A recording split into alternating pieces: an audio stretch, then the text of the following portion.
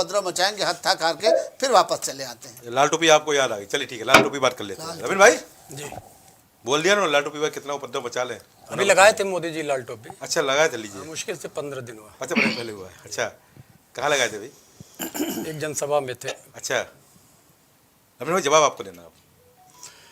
देखिए झटका बड़ा लगा है आपको, आपके साथी चले गए हैं, कांग्रेस दबाव बनाएगी आपको सीट का। जी आपने जयंत चौधरी जी के संदर्भ में कहा, जी पहली घटना तो है नहीं। जी इससे पहले जयंत जी भी जा चुके हैं हमारा साथ छोड़ के। जी उससे पहले छोटे चौधरी साहब भी जा चुके हैं हमारा साथ छोड़ के। जी।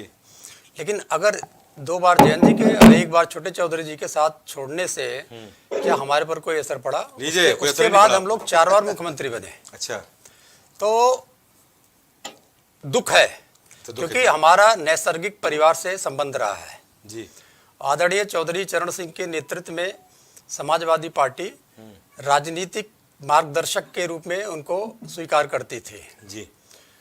आदरणीय चौधरी चरण सिंह जब 1977 में वित्त मंत्री बने थे, उप प्रधानमंत्री बनाया गया जी, तब उन्होंने राष्ट्रीय स्वयंसेवक संघ की दोहरी सदस्यता पे जो भारतीय जनसंघ के लोग शामिल हुए थे जनता पार्टी में, प्रश्न उठाना शुरू किया और विरोध किया। जी। फिर भारतीय जनसंघ ने इतना विरोध किया कि उनको अपने पद को छोड़ना पड़ा और सरकार टूट गई। तो जिसके साथ गए ये चरित्र है उनका। जी। दूसरा चरित्र है, अगर आपको याद होगा, तुगलक रोड के चौधरी साहब के बंगले का, छोटे चौधरी साहब के बंगले का, यही भारतीय जनता पार्टी सामान उठवा के फेंक दिया था उसने। अच्छा। यही भारतीय जनता पार्टी उत्तर प्रदेश की सरकार है कि डंडे डंडे पिटवाया था हाथरस में एक दलित बालिका के पक्ष में जब वो खड़े हो गए। अच्छा। इसके बाद भी अगर वहां तो जाना, याद क्यों नहीं दिलाया आपने जयंत चौधरी को भाई? भूल गए क्या वो? नहीं, एक तो कोई कहीं भी रहे, डेमोक्रेटिक राइट है, और वो छोटे चौधरी साहब और उनके पुत्र आते जाते रहे हैं। हमारा जो काम था, जो हमारे ऊपर एहसान है बड़े चौधरी साहब का, उसका निर्वहन करते हुए हमने उनको राज्यसभा में भेजा था। अच्छा अच्छा। जहां से उन्होंने उन्मादी राजनीतिक के पक्ष में बोलना शुरू कर दिया। अच्छा। चौधरी साहब उन्मादी राजनीति के सबसे बड़े विरोधी हुआ करते थे और सामाजिक समरसता की बात करते थे।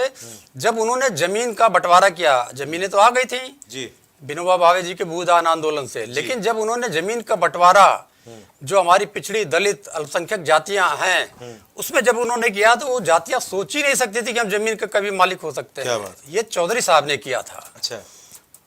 अब क्या हुआ, क्यों गए जयंत जी, ये तो वही बता सकते हैं। लगा कि नहीं लगा ये बता दीजिए। नहीं, एनडीए को झटका लगा कि नहीं लगा? कतई झटका नहीं लगा। राजनीतिक रूप से हम फायदे में हैं, दुख जरूर लीजिए। फायदे में आ गए, फायदे में कैसे बता दीजिए भाई, सब लोग सुनना चाहते हैं। हम छोटे चौधरी साहब को 7 सीटें दे रहे थे। अच्छा। जब 7 सीटें दे रहे थे तो हमको राज्यसभा में भी उनको सीटें देनी पड़ती। दिया ही था अभी हम लोगों ने जी। तो बच गई सीटें, 7 सीटें हमारी बच गई। क्या बात है। जो हमारे आपस में बंटवारा होगा वो ज्यादा अच्छा होगा। हमारे जो इंडिया गठबंधन के साथी हैं वो ज्यादा अच्छा महसूस करेंगे। और एक बात और बता दें, बता लीजिए।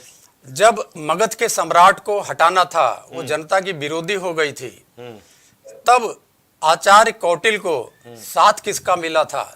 चंद्रगुप्त का। अच्छा। और चंद्रगुप्त जैसे बालक ने जो राज्य की स्थापना की। अब बता दीजिए, मगध का सम्राट कौन है, चंद्रगुप्त कौन है, कौटिल्य कौन है, ये बता दीजिए। तुलना तो आपने कर दी, अभी तो समझने की बात है। हाँ। और फिर जब मगध का साम्राज्य महाराजा चंद्रगुप्त के पास में आया, तो लंबे समय तक जो इतिहास कायम हुआ भारत का, आज तक नहीं मिटाया जा सकता है।